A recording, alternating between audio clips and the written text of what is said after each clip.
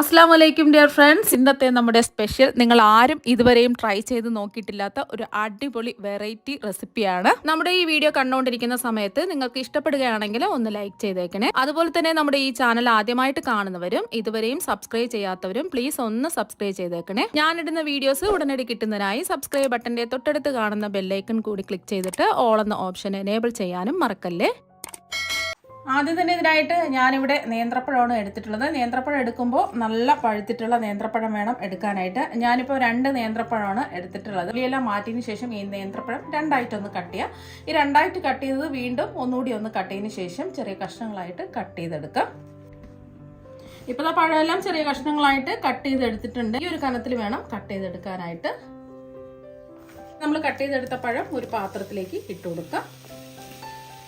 ഇനി നമ്മൾ ഇതിലേക്ക് ചേർത്ത് കൊടുക്കുന്നത് എരിവിന് ആവശ്യമായിട്ടുള്ള പച്ചമുളകാണ്. നമ്മളിതിൽ മുളക് പൊടിയൊന്നും ചേർക്കുന്നില്ല, പച്ചമുളക് മാത്രമാണ് ചേർക്കുന്നത്. അത്യാവശ്യം വലിപ്പമുള്ള 2 പച്ചമുളക് റൗണ്ടായിട്ട് കട്ട് ചെയ്ത് ഇട്ട് കൊടുത്തിട്ടുണ്ട്. ഇനി ഇതിലേക്ക് കുറച്ച് കറിവേപ്പില 2-3 മുറിച്ചതും കൂടി ഇട്ട് കൊടുക്കാം. നമ്മളിതിലേക്ക് ആവശ്യത്തിന് വെള്ളം ഒഴിച്ചു കൊടുക്കാം. ഞാനിപ്പോൾ 1 കപ്പ് വെള്ളം ഒഴിച്ചു കൊടുത്തിട്ടുണ്ട്. നല്ല പഴുത്ത പഴമല്ലേ, അപ്പോൾ പെട്ടെന്ന് തന്നെ ഇത് വെന്ത് കിട്ടും. ആവശ്യത്തിനുള്ള ഉപ്പും കൂടി ഇട്ട് കൊടുക്കാം. 1 ടീസ്പൂൺ ഉപ്പാണ് ഇട്ട് കൊടുക്കുന്നത്. അപ്പോൾ നോക്കിയിട്ട് ലാസ്റ്റിൽ നമുക്ക് വേണമെന്നുണ്ടെങ്കിൽ ഉപ്പ് ചേർത്ത് കൊടുത്താൽ മതി. അപ്പോൾ ഞാൻ ഫ്ലെയിം ഓൺ ആക്കി കൊടുത്തിട്ടുണ്ട്. ഒന്ന് ഇളക്കി കൊടുക്കാം. ഇനി ഇതിലേക്ക് നിങ്ങൾക്ക് വേണമെന്നുണ്ടെങ്കിൽ മഞ്ഞൾപ്പൊടി ചേർത്ത് കൊടുക്കാം, വേണ്ടാന്നുണ്ടെങ്കിൽ മഞ്ഞൾപ്പൊടി ഒഴിവാക്കാം. ഞാനിപ്പോൾ ഇതിലേക്ക് കുറച്ച് മഞ്ഞൾപ്പൊടി ഒന്ന് ചേർത്ത് കൊടുക്കുകയാണ്. മഞ്ഞൾപ്പൊടി ഒരുപാടൊന്നും വേണ്ട, ഒരു 1/4 ടീസ്പൂൺ ഇട്ട് കൊടുത്താൽ മതിയാകും. ഒന്ന് ഇളക്കി കൊടുത്തതിന് ശേഷം മീഡിയം ഫ്ലെയിമാണ് വെച്ച് കൊടുത്തിട്ടുള്ളത്. പഴമൊക്കെ ഒന്ന് വെന്ത് വരണം. ഇടയ്ക്കിടയ്ക്ക് ഒന്ന് ഇളക്കി കൊടുക്കാം. ഇനി ഇതൊന്ന് മൂടി വെച്ച് കൊടുക്കാം. പഴമൊക്കെ വെന്ത് വരുന്ന സമയം കൊണ്ട് ഇതിനൊരു അരപ്പ് തയ്യാറാക്കി എടുക്കാം. അതിന് വേണ്ടിയിട്ട് ഞാനിവിടെ ഒരു 1/2 മുറി തേങ്ങ ചിരകിയത് മിക്സിയുടെ ജാറിലേക്ക് ഇട്ട് കൊടുക്കുന്നുണ്ട്. അപ്പോൾ 1 കപ്പ് തേങ്ങയാണ് എടുത്തിട്ടുള്ളത്. ഇനി ഇതിലേക്ക് ഒരു പച്ചമുളക് 2ആയിട്ട് മുറിച്ചതും കൂടി ഇട്ട് കൊടുക്കാം. അപ്പോൾ ഇത് അത്യാവശ്യം എരിവുള്ള പച്ചമുളക് ആയതുകൊണ്ടാണ് ഒരെണ്ണം എടുത്തിട്ടുള്ളത്. എരിവില്ലാത്ത പച്ചമുളകാണെന്നുണ്ടെങ്കിൽ 2 വരെ എടുക്കാം. പച്ചമുളക് മാത്രമാണ് എരിവിനായിട്ട് നമ്മൾ ചേർത്ത് കൊടുക്കുന്നത്. അപ്പോൾ അവരവരുടെ എരിവിനനുസരിച്ച് മുളക് ചേർത്ത് കൊടുക്കാവുന്നതാണ്. നമ്മൾ പഴത്തിൽ 2 പച്ചമുളക് ചേർത്തിട്ടുണ്ട്. ഇപ്പോൾ അതാ 1 പച്ചമുളകും കൂടി എടുത്തിട്ടുണ്ട്. അരയ്ക്കുന്ന സമയത്ത് 1 പച്ചമുളകെങ്കിലും ഇട്ട് അരച്ചാൽ മാത്രമേ നല്ലൊരു പ്രത്യേക ടേസ്റ്റ് ഉണ്ടാവുള്ളൂ. ഇനി ഇതിലേക്ക് ആവശ്യത്തിനുള്ള വെള്ളം ഒഴിച്ചു കൊടുക്കാം. ഞാനിപ്പോൾ ഒരു 1/4 കപ്പ് വെള്ളമാണ് ഒഴിച്ചു കൊടുക്കുന്നത്. അരച്ച് നോക്കിയിട്ട് കുറവുണ്ടെന്നുണ്ടെങ്കിൽ നമ്മൾ വീണ്ടും വെള്ളം ഒഴിച്ചു കൊടുത്താൽ മതിയാകും. നമ്മൾ മിക്സിയുടെ ജാറിലായതുകൊണ്ടാണ് നമ്മൾ വെള്ളം ചേർത്ത് നല്ല മയത്തിൽ അരച്ചെടുക്കുന്നത്. നമ്മൾ അമ്മിക്കല്ലിലൊക്കെ വെച്ചരയ്ക്കുകയാണെന്നുണ്ടെങ്കിൽ വെള്ളം ചേർക്കേണ്ട ആവശ്യമില്ല, നല്ല മയത്തിലൊന്ന് അരച്ചെടുത്താൽ മതിയാകും. നമ്മളിതിൽ കടുക് ചേർത്ത് കൊടുക്കുകയാണെന്നുണ്ടെങ്കിൽ ഒരുപാട് അരഞ്ഞു പോവാത്ത രീതിയിൽ കടുക് ചേർത്ത് കൊടുക്കാം. നമ്മൾ അമ്മിക്കല്ലിലൊക്കെ വെച്ച് കടുക് അരയ്ക്കുകയാണെന്നുണ്ടെങ്കിൽ അത് അരഞ്ഞു പോകാത്ത രീതിയിൽ അതിൻ്റെ ആ പരിപ്പൊക്കെ പുറത്ത് വരുന്ന രീതിയിൽ മാത്രം അതൊന്ന് ചതച്ചെടുത്താൽ മാത്രം മതിയാകും. ഇപ്പം ഞാൻ ഇതിൽ കടുക് ചേർത്ത് കൊടുക്കുന്നില്ല, ഞാൻ സെപ്പറേറ്റ് ആയിട്ട് കടുക് ഒന്ന് ചതച്ച് വെച്ചിട്ടുണ്ട്. അപ്പോൾ നിങ്ങൾക്ക് ഇതിൽ വേണമെന്നുണ്ടെങ്കിൽ ചെറിയ ജീരകം ചേർത്ത് കൊടുക്കാം. ഞാനിപ്പോൾ ഇതിൽ ചെറിയ ജീരകം ചേർത്ത് കൊടുക്കുന്നില്ല, ഒരു 1/2 ടീസ്പൂൺ ചെറിയ ജീരകം ഇതിലേക്ക് ചേർത്ത് കൊടുക്കാവുന്നതാണ്. ലാസ്റ്റിൽ നമ്മൾ ചേർത്ത് കൊടുക്കുകയാണ് ചെയ്യുന്നത്. നല്ലതുപോലെ ഒന്ന് അരച്ചെടുക്കാം. നല്ല മയത്തിൽ അരച്ചെടുത്തിട്ടുണ്ട്. അപ്പം നമ്മൾ ഇതിൽ കടുക് ചേർത്തിട്ടാണ് അരയ്ക്കുന്നതെങ്കിൽ ഒരു 2 ടീസ്പൂൺ കടുക് ജസ്റ്റ് ഒന്ന് ചതച്ചെടുത്താൽ മതിയാകും. പൾസ് ചെയ്തിട്ട് ഒന്ന് ചതച്ചെടുക്കുക. ഒരുപാട് കടുക് അങ്ങ് അരഞ്ഞു പോകരുത്, എന്നാൽ പിന്നെ ഒരു ടേസ്റ്റ് ഉണ്ടാവില്ല, ഒരു കയ്പ്പ് രസമായി പോവും. അപ്പോൾ 2 ടീസ്പൂൺ കടുക് ഇതുപോലെ ഒന്ന് ചതച്ചാണ് എടുത്തിട്ടുള്ളത്. കടുക് അങ്ങ് അരഞ്ഞു പോകരുത്, എന്നാൽ പിന്നെ കയ്പ്പ് രസം ഉണ്ടാവും. അപ്പോൾ കടുക് ഇങ്ങനെ ചേർത്ത് കൊടുക്കുമ്പോഴാണ് പ്രത്യേക ഒരു ടേസ്റ്റ് ഇതിനുണ്ടാവുന്നത്. ഇനി അടുത്തതായിട്ട് നമുക്ക് വേണ്ടത് തൈരാണ്. ഞാനിപ്പോൾ 1 കപ്പ് തൈര് കട്ടകളൊന്നുമില്ല നല്ലതുപോലെ അത് ഉടച്ചെടുത്തിട്ടുണ്ട്. അഥവാ നിങ്ങൾക്ക് കട്ടിയില്ലാത്ത വെള്ളം പോലത്തെ തൈരൊക്കെ ആണെന്നുണ്ടെങ്കിൽ ഒരു അരിപ്പയിൽ വെച്ചിരിക്കുക. കുറച്ച് സമയം കഴിയുമ്പോൾ അതിൻ്റെ വെള്ളമൊക്കെ മാറി നല്ല കട്ടിയായിട്ട് മാറും. അതുപോലെ തന്നെ അധികം പുളിപ്പില്ലാത്ത തൈര് വേണം എടുക്കാനായിട്ട്. പുളിപ്പുള്ള തൈര് എടുക്കരുത്, പഴത്തിൽ ചെറിയൊരു പുളിപ്പുണ്ടാവുമല്ലോ. അപ്പോൾ പഴമൊക്കെ നന്നായിട്ട് വെന്തിട്ടുണ്ട്. ഇടയ്ക്കിടയ്ക്ക് ഒന്ന് ഇളക്കി കൊടുത്തിട്ടുണ്ടായിരുന്നു. നല്ലൊരു മണമൊക്കെ വരുന്നുണ്ട്. അപ്പോൾ കണ്ടില്ലേ, പഴമൊക്കെ വെന്തപ്പോൾ തന്നെ ഉടഞ്ഞു വന്നിട്ടുണ്ട്. ഇനി ഉടയ്ക്കേണ്ട ആവശ്യമൊന്നുമില്ല. ഇനി നമ്മൾ അരച്ചു വെച്ചിരിക്കുന്ന അരപ്പ് അങ്ങ് ഇട്ട് കൊടുക്കാം.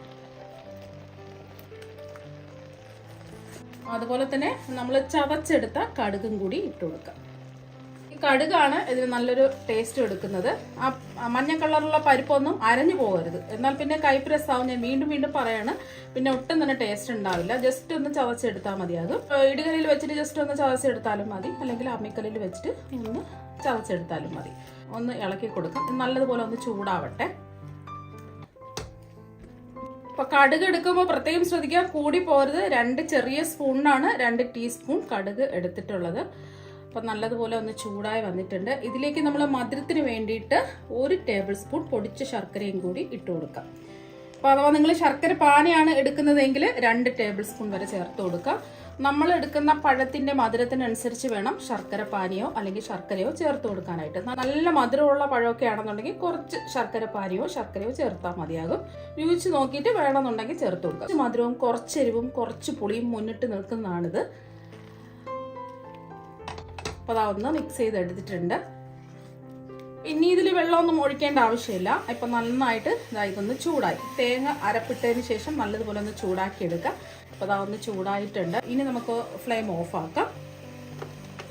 ഇപ്പം ഇതിൻ്റെ ചൂടൊക്കെ മാറിയിട്ടുണ്ട്. ഒരു ചെറിയ ചൂട് മാത്രമേ ഉള്ളൂ. ഇതിലേക്ക് തൈര് ഒഴിച്ചു കൊടുക്കാം. 1 കപ്പാണ് എടുത്തിട്ടുള്ളത്. 250 ml കപ്പിന് 1 കപ്പ് നല്ല കട്ടിയുള്ള തൈരാണ് എടുത്തിട്ടുള്ളത്. ഒന്ന് ഇളക്കി യോജിപ്പിച്ചെടുക്കാം. ഒന്ന് യോജിപ്പിച്ചെടുത്തിട്ടുണ്ട്. ഈ ഒരു സമയം ഉപ്പൊക്കെ ഉണ്ടോ എന്നൊന്ന് ചെക്ക് ചെയ്ത് നോക്കുക. ആവശ്യമെങ്കിൽ ഉപ്പ് ചേർത്ത് കൊടുക്കുക. അപ്പൊ ഇനി ചൂടാക്കരുത്. ഫ്ലെയിം ഓഫാക്കി ഇതിന്റെ ചൂട് ഒന്ന് മാറിയതിന് ശേഷമാണ് നമ്മൾ തൈര് ഒഴിച്ചു കൊടുത്തിട്ടുള്ളത്. ഇനി ഒന്നും ചെയ്യരുത്, ചൂടാക്കേണ്ട ആവശ്യമൊന്നുമില്ല. ഇതിവിടെ ഇരിക്കട്ടെ. ഇനി കുറച്ച് പണികളും കൂടി ബാക്കിയുണ്ട്. ഇനി കടുക് താളിച്ച് ഒഴിക്കുന്നതിന് വേണ്ടിയിട്ട് ചൂടായി കിടക്കുന്ന ഒരു പാനിലേക്ക് 2 ടേബിൾ സ്പൂൺ നെയ്യ് ഒഴിച്ചു കൊടുക്കാം. നമ്മൾ ഇതിൽ കടുക് താളിക്കുന്നത് വെളിച്ചെണ്ണയിലല്ല, ഒരു പ്രത്യേക ടേസ്റ്റ് കിട്ടുന്നതിന് വേണ്ടിയിട്ട് നെയ്യിലാണ്. നെയ്യ് ഉണ്ടെങ്കിൽ നെയ്യ് തന്നെ ചേർത്ത് കൊടുക്കുക. നെയ്യ് ഒന്ന് ചൂടാവട്ടെ. ഇപ്പൊ നെയ്യ് ഒന്ന് ചൂടായിട്ടുണ്ട്. ഇതിലേക്ക് ഒരു 1/2 ടീസ്പൂൺ കടുക് ഇട്ട് കൊടുക്കാം. കടുകെല്ലാം ഒന്ന് പൊട്ടി വരട്ടെ. അപ്പൊ കടുകെല്ലാം ഒന്ന് പൊട്ടി വന്നിട്ടുണ്ട്. ഒരു 4 വറ്റൽമുളക് ചെറുതായിട്ട് കട്ട് ചെയ്തിട്ട് കൊടുക്കാം. അതുപോലെ തന്നെ കുറച്ച് കറിവേപ്പിലയും കൂടി ഇട്ട് കൊടുക്കാം. ഫ്ലെയിം കുറച്ച് വയ്ക്കുക. എന്നിട്ട് ഇതൊന്ന് ഇളക്കി കൊടുക്കാം. ഇനി ഫ്ലെയിം ഓഫാക്കിയതിന് ശേഷം ഇതിലേക്ക് 1 ടീസ്പൂൺ ചെറിയ ജീരകം പൊടിച്ചെടുത്തത് ഇതിലേക്ക് ചേർത്ത് കൊടുക്കാം. അപ്പൊ ചെറിയ ജീരകമാണ് ചേർത്ത് കൊടുക്കുന്നതെങ്കിൽ നമ്മൾ കടുക് പൊട്ടിച്ചില്ലേ, ആ ഒരു സമയത്ത് ചേർത്ത് കൊടുക്കാം. ഒന്ന് ഇളക്കി കൊടുക്കാം. ഇത്രയേ ഉള്ളൂ. ഇനി കടുക് താളിച്ച് ഇതിലേക്ക് അങ്ങ് ഒഴിച്ചു കൊടുക്കാം. ഒഴിച്ചു കൊടുത്തിട്ട് ഉടനെ തന്നെ ഇളക്കരുത്. കുറച്ച് സമയം ഇതൊന്ന് മൂടി വെക്കാം. നമ്മൾ കടുക് താളിച്ചതെല്ലാം ഇതിലേക്ക് ഇറങ്ങി കിട്ടുന്നതിന് വേണ്ടിയിട്ട് ഒരു 10 മിനിറ്റ് ഇതുപോലെ ഒന്ന് മൂടി വെക്കാം. ഇപ്പൊ നമ്മൾ മൂടി വെച്ചിട്ട് ഒരു 10 മിനിറ്റ് ആയി. ഇനി നമുക്കിത് തുറന്നു നോക്കാം. നല്ലൊരു മണമാണ് ഇതിന്. ഇനി ഇതൊന്ന് ഇളക്കി കൊടുക്കാം. നമ്മൾ നെയ്യിൽ ഇത് താളിച്ചെടുത്തത് കൊണ്ട് നല്ലൊരു പ്രത്യേക ടേസ്റ്റും ഒരു പ്രത്യേക മണവുമാണ്. എന്തായാലും ഒരു പ്രാവശ്യം ഇതുപോലെ നേന്ത്രപ്പഴം വെച്ചിട്ട് ചെയ്തു നോക്കാം. വേറെ ഒരു കറിയുടെ ഒന്നും തന്നെ ആവശ്യമില്ല. ഈ ഒരൊറ്റ കറി മാത്രം മതി.